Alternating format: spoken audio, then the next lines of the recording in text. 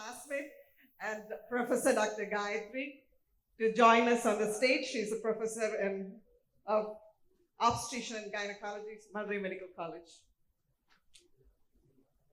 Over to the chairperson. Thank you.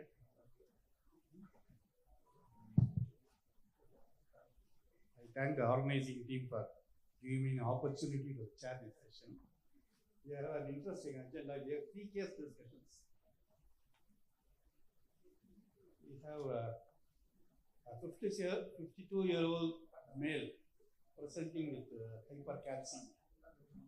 Hypercalcemia is commonly due to hyperparathyroidism and hypercalcemia due to malignancies. And hypercalcemia, though we talk so much, it is often diagnosed from the battery of test reports. Very often it is not clinically picked up. We do some progress in this. Over to Dr. Sureshprabhu. Thank you, Kumaravel, for this opportunity. I'd like to introduce you, sir. Yeah. Dr. Sureshprabhu, consultant endocrinologist and diabetologist, Ganga Hospital.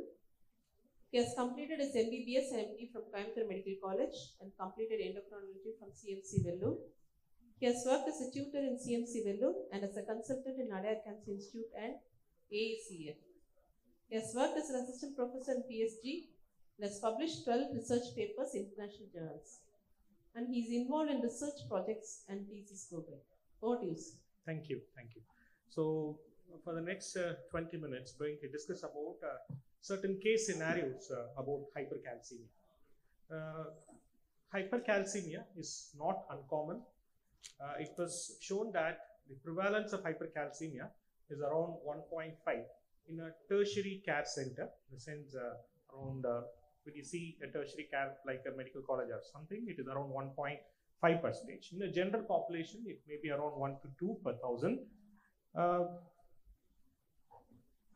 The hypercalcemia is defined as any calcium value more than 2 standard deviation above the normal mean in a given laboratory. So it is almost around more than 10.5 milligrams per deciliter.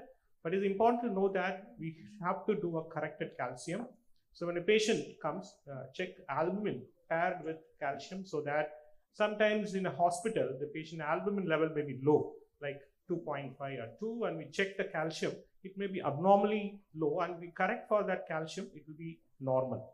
And there is no formal grading regarding the severity, but any value more than 14 milligrams per deciliter are severe, and most of them are symptomatic. So some words about the calcium homeostasis. 99% of the total body calcium resides in the crystal structure of the bone. The remaining 1% of bone calcium is exchangeable with the serum calcium, and it is equally distributed between the intracellular and extracellular fluid, and in the blood around 50% of the total calcium is bound to protein. That's the reason why we should do a corrected calcium value. The calcium is a tightly regulated mineral along with others like magnesium and phosphate. So if we take approximately in our diet, Indian diet, several studies have shown around 500 to 800 milligrams of calcium is taken every day. If we take around 800 milligram, 40% of the calcium get absorbed, okay, and then it get pooled with the bone. We know that bone is an active structure. It actually secretes calcium and then taken up calcium, and more than 99% of the filtered calcium is get reabsorbed. So around 150 milligram of calcium is excreted to the kidney, and around 650 milligram is excreted to the feces. So 800 milligram is get absorbed, and 800 milligram is get secreted. So when this balance is altered, like when we take a low calcium, like a calcium deficient food for a long time, the calcium is regulated minute to minute by the PTH hormones, by the calcium sensing receptor which is present on the parathyroid gland. So when the calcium level slightly goes up, the PTH increases. This actually stimulates a several pathway. It directly acts on the bone to increase the bone resorption, and also it stimulates the 1-alpha hydroxylase in the kidney to produce more active vitamin D, it leads to increased reabsorption of calcium from the intestine and also from the kidney, that makes the calcium towards normal. That's what we see in several patients even with severe vitamin D deficiency. We have a normal calcium bearing from the bone. So it takes most of the calcium from the bone and maintain the calcium level towards normal. Only in severe vitamin D deficiency, we have a calcium deficiency. And the symptoms of hypercalcemia are varying, starting from weakness to altered mental status. Most commonly, it is seen in severe hypercalcemia, like more than 14 milligrams per deciliter. I think postgraduate can see a lot of cardiac changes, shock QT, and then the J wave, what is called as Osborne wave. Very rarely, we can also get pancreatitis. And renal, we get polyuria, nephrogenic diabetes insipidus. Sometimes in acute, it can lead to acute renal failure or chronic renal failure. And GI side effects are most common, which include the constipation, abdominal pain, and peptic ulcer. So how to approach when a patient comes with a calcium value of around 13 or 14?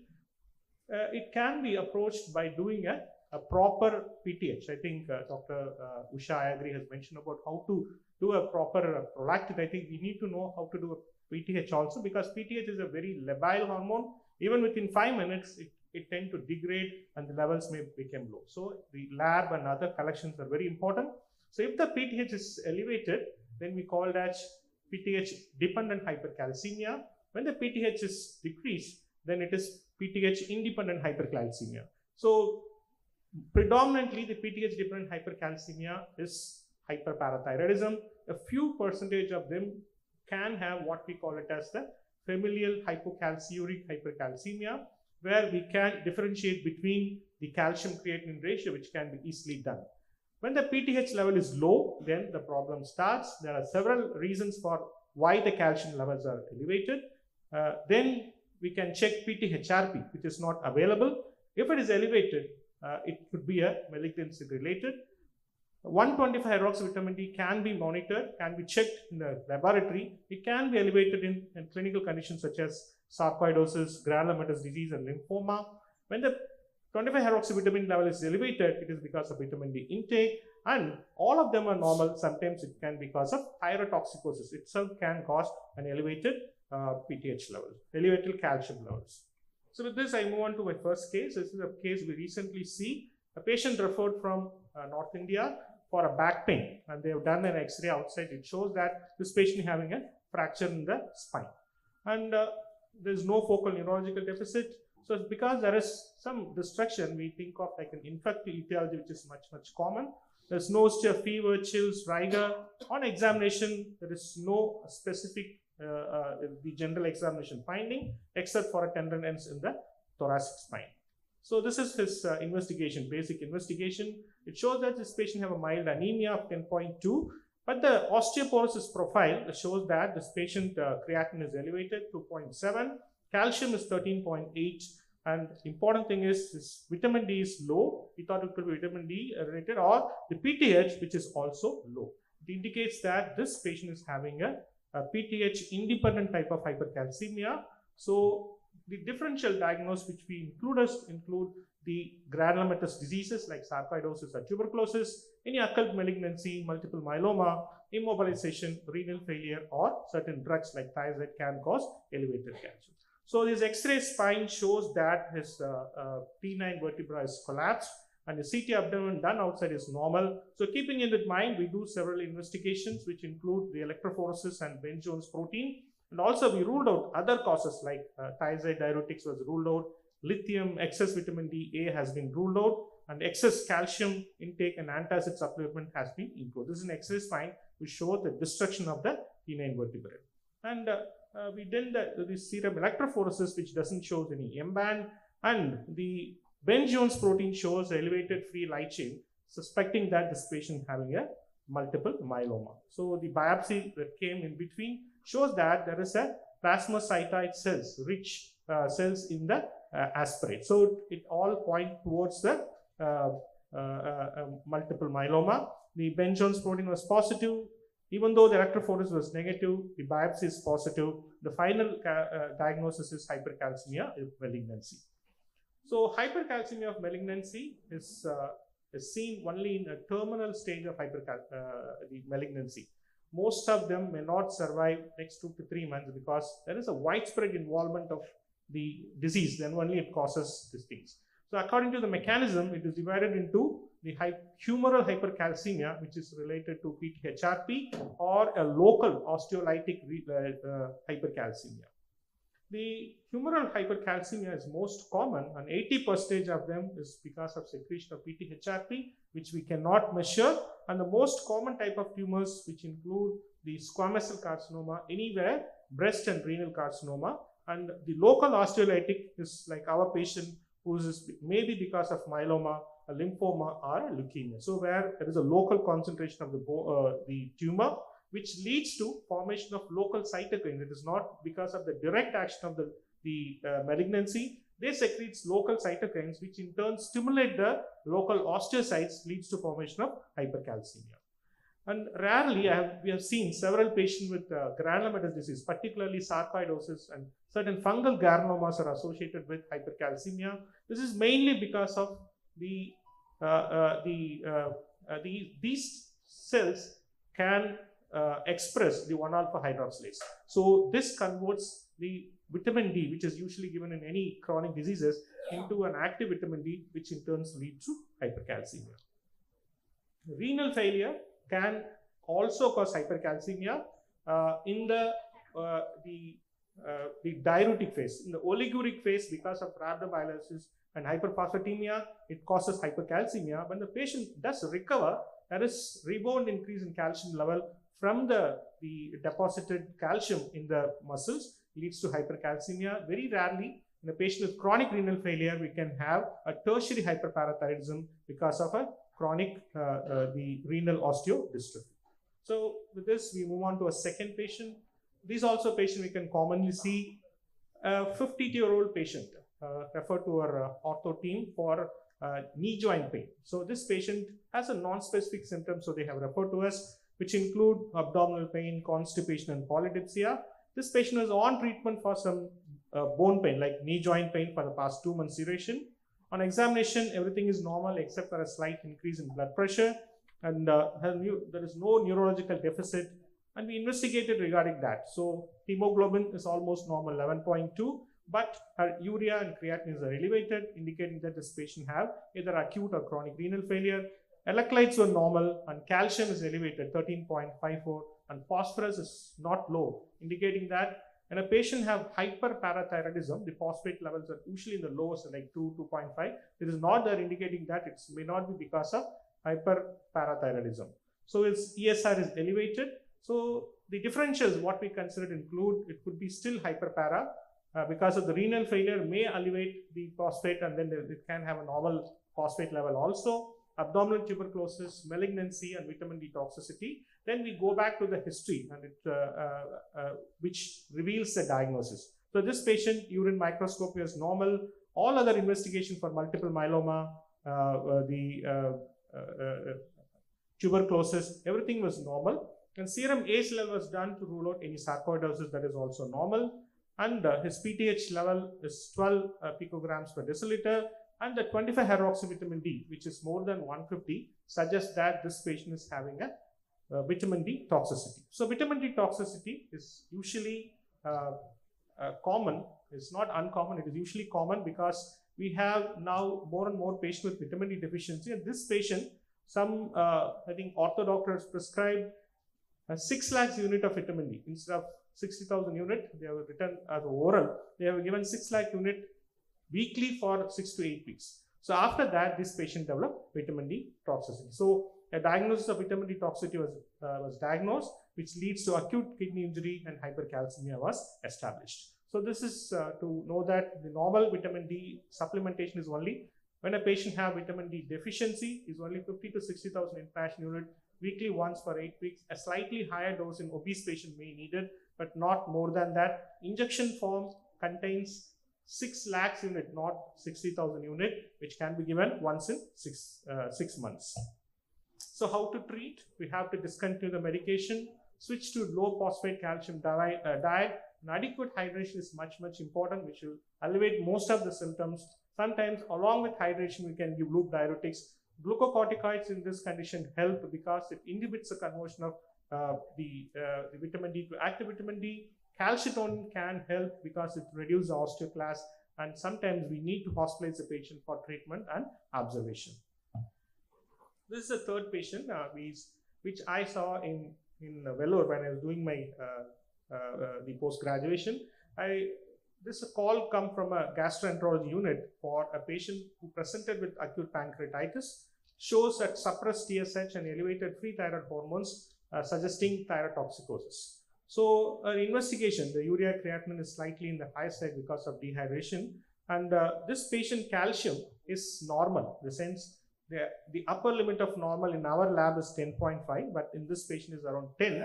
But this is abnormal in this patient for two reasons. One, the albumin is low. So if we correct the calcium, it almost comes to 11.2. And second thing, in a patient with acute pancreatitis, the calcium levels are usually low because of deposition of calcium in the necrotic tissue. So that in this patient is thing. So we recheck that, which shows that the repeat calcium is also elevated, phosphorus is low. And we do an ultrasound neck, which shows that a hypovolemic lesion, because we want to rule out some other cause for hypercalcemia.